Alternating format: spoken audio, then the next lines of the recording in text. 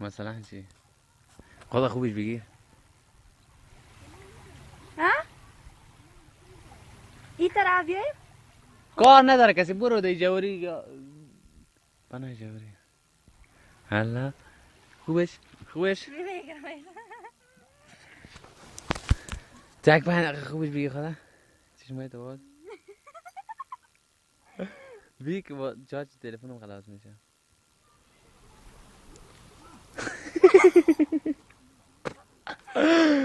تو رو خوب عجب.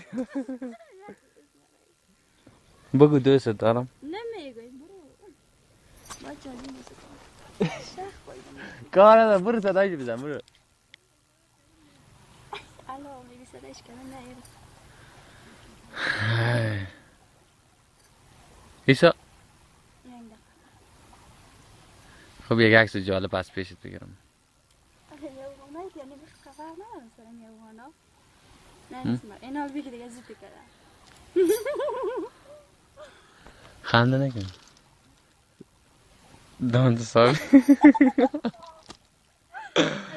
نتی دیگه خجاوی ها؟ نتی خجاوی آه خب قشنگ شوی.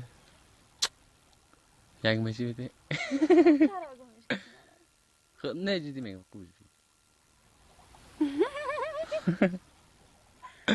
بگی یک چی میگم؟ کی ببینه؟ صاحب پایت هم بگیرم جمع که پای که جک کنم. آفرین. خنده نکن. بس از بگم خجاو دارم خب خیلی زیت کردم بگی دیگه